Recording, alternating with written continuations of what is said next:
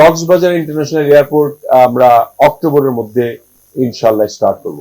Third terminal যেটা আছে আমরা ইনিশিয়ালি আমরা বলেছিলাম যে 16 ডিসেম্বরের মধ্যে সফট ওপেনিং হলো করব। বিমানের হয়রানি বন্ধ করার জন্য অনেকগুলি পদক্ষেপ গ্রহণ করেছি, তার মধ্যে কিছুটা সফলতা অর্জন করেছি, সম্পূর্ণ করতে পারিনি। আমরা সম্পূর্ণ করার জন্য আজকে যে মিটিংটি করলাম সকলকে নিয়ে, বিমানের এমডি, ডিএমডি, সিভিল এভিয়েশন এখানে উপস্থিত রয়েছে, তাদের সঙ্গে কথা বলেছি, সেক্রেটারি কথা বলেছেন।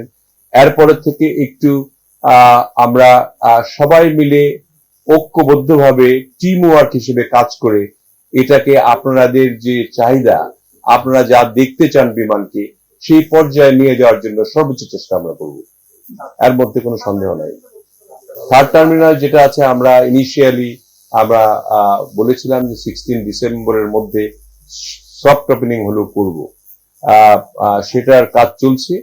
আমাদের বিড বোধহয় এই মাসের মধ্যেই 25 তারিখে তারা জাপানিজরা বিড সাবমিট করবে এবং এটা একটা পুঙ্খানুপুঙ্খের ভ্যালুয়েশন করে হোপফুলি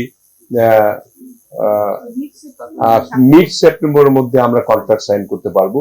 তারপরে আমাদের হাতে থাকবে 3.5 মাস। এই 3.5 মাসে আমরা চেষ্টা করব যে একটা যদি সফট ওপেনিং করতে পারি আমরা করলাম, আর যদি মনে করি যে একটু সময় লেগে ভালো হবে তাহলে 2-1 মাস সময় বাড়াতেও পারি, সেটা আপনারা সবাই জানবেন আর অবস্থার পরিপ্রেক্ষিতে।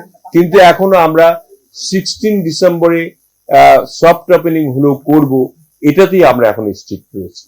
ইতিমধ্যে আমরা সেটাই আমরা কমে গেছি যেহেতু লস হয় আর কি। তবুও যশোরে আমাদের 2টা ফ্লাইট দেওয়ার জন্য আমরা সিদ্ধান্ত গ্রহণ করেছি।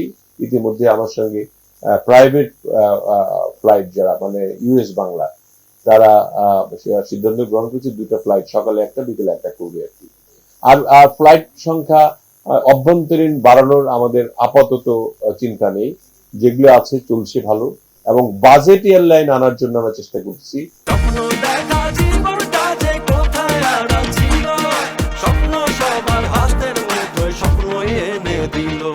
কম পয়সায় যাত্রীরা যাতে সব অভ্যন্তরীণ এবং ইন্টারন্যাশনাল ভ্রমণ তারা করতে পারে। বগুড়ায় আমাদের ফিজিবিলিটি স্টাডি চলছে। ফিজিবিলিটি স্টাডি শেষ হয়ে গেলে, জানো তো একটা এয়ারপোর্ট করতে গেলে কত সময় লাগে।